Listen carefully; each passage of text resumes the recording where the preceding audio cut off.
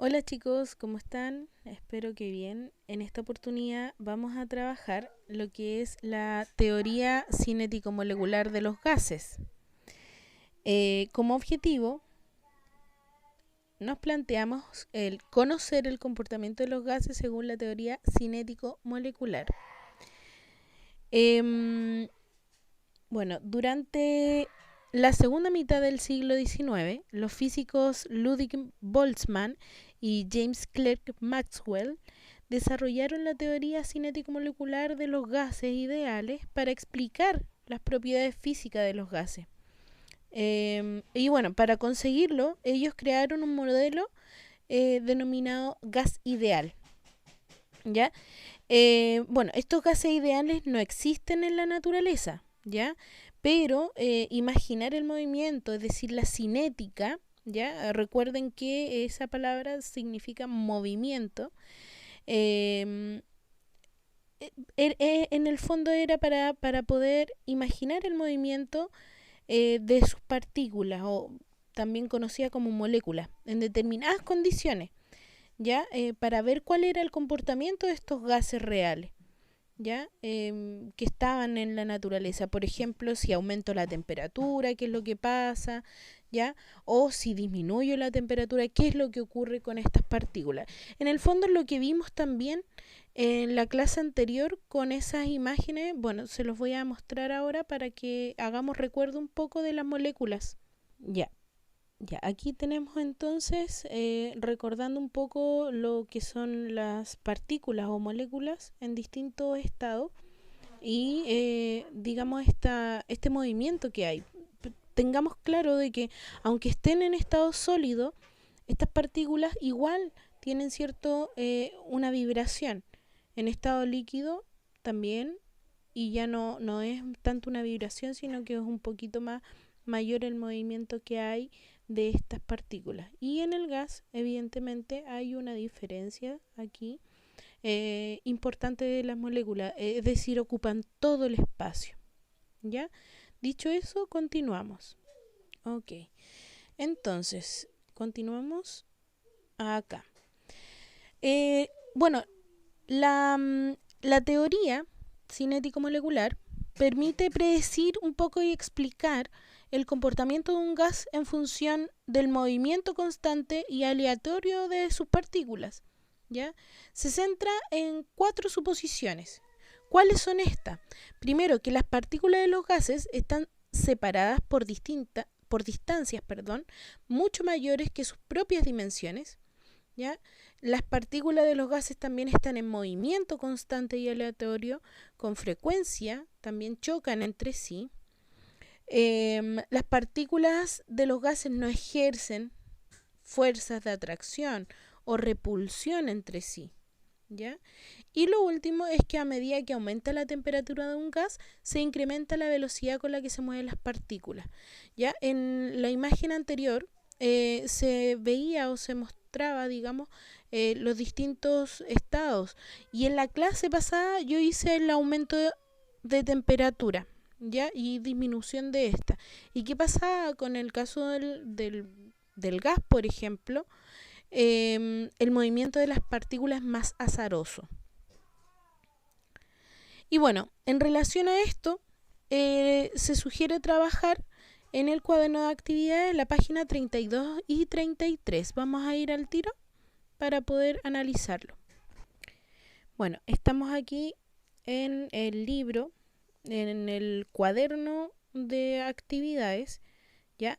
Acá en la página 32 y 33, en donde tienen que comparar el comportamiento de los gases y líquidos usando la teoría cinético-molecular. ¿Ya?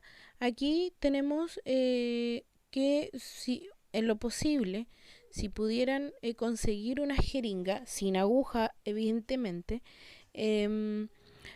y trabajar esta actividad en donde solamente requerimos una jeringa y agua, bueno, y el gas que en el fondo que es el aire, ¿ya?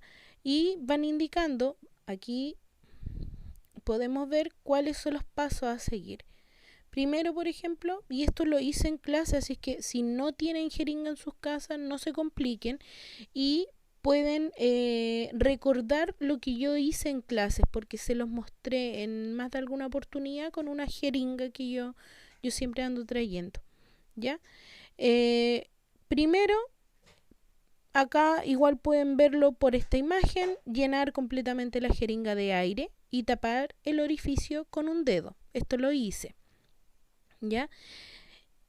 Luego van a presionar el émbolo, es decir, bueno, el émbolo es esta parte, digamos, como esta goma negrita que hay aquí en la jeringa, y deben ir presionando el émbolo de la jeringa sin retirar el dedo del orificio.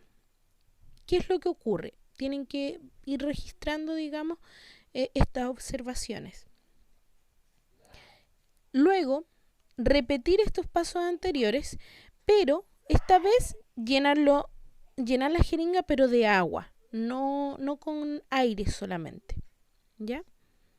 Después tenemos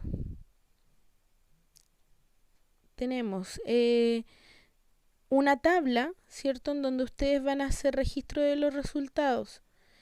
En la jeringa con aire, qué es lo que observaron, y en la jeringa con agua, qué es lo que observaron. Por ejemplo, cuando hacen la presión, ¿cierto?, de la jeringa con aire,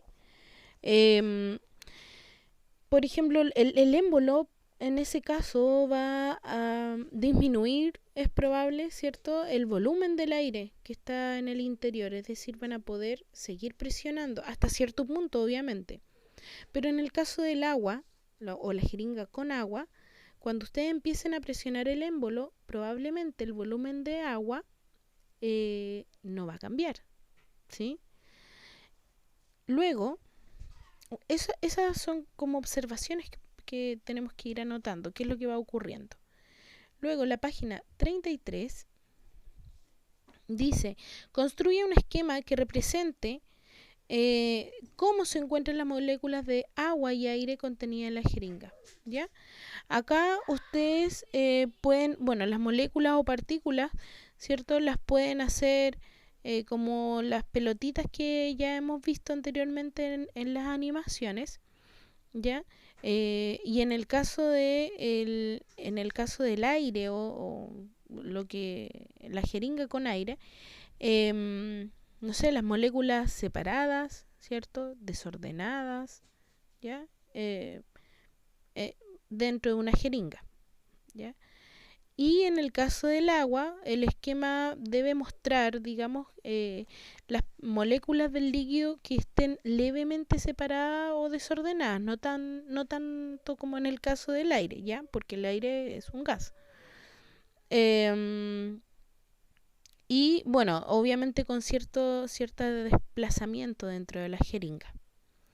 Luego, tenemos pregunta 2. Dice, ¿qué diferencia notaron en los cambios que experimentaron el agua y el aire al presionar el émbolo de la jeringa? Entonces, tienen que ir anotando analizando también dentro de lo que es la tabla de registro de resultados anterior, ¿cierto?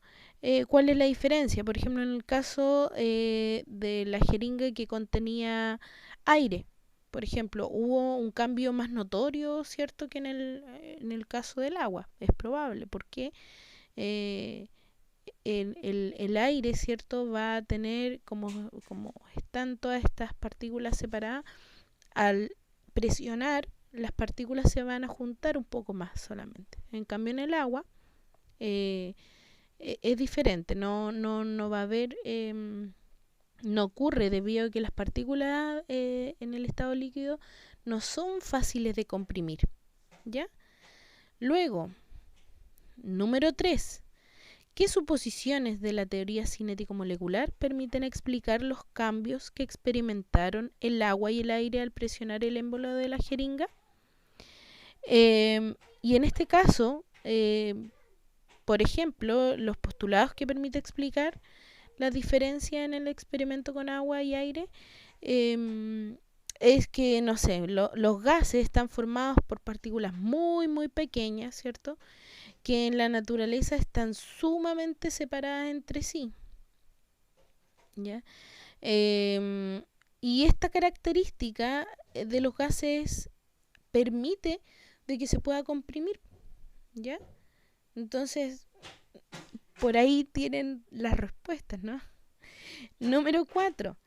Deben realizar un cuadro comparativo entre el comportamiento de los gases y de los líquidos usando la teoría cinético-molecular, ¿ya?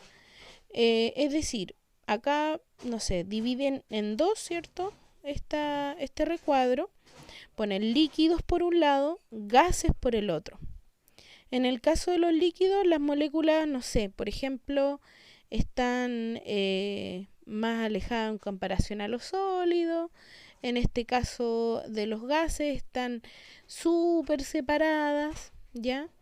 Y así, características entre uno y otro, como vimos en la animación, ¿cierto? Anterior. Les voy a mostrar nuevamente la animación y bueno, ustedes saben que en el libro ustedes pueden ingresar también a enlaces mineduc.cl. Acá, ¿cierto? Esta página en donde muestra la animación de estas partículas que se mueven, y si nosotros aplicamos más calor, más temperatura, aumenta el choque, digamos, de estas partículas. ¿Ok? Entonces, bueno, hay que esperar un rato para que pueda aumentar la temperatura y se van dando cuenta de que estas van aumentando esta cinética entre ellos, o este movimiento, ya, y roce y choque entre ellos. ¿Ok? Así que eso, chiquillos, espero que les haya quedado claro. Vamos a seguir trabajando con lo que son los gases. Por lo tanto, espero que me puedan enviar sus respuestas. Ahora que tienen computador, pueden enviarlo por correo, ¿ya? Y más que nada porque yo ya tengo muy colapsado el celular de información, pero lo mismo, hacen exactamente lo mismo de sacar la foto, lo conectan al computador, lo envían por correo. Ahora ya prácticamente todos tienen correo, así que lo pueden hacer. Ya, espero sus respuestas, que estén súper bien. Nos vemos, chao.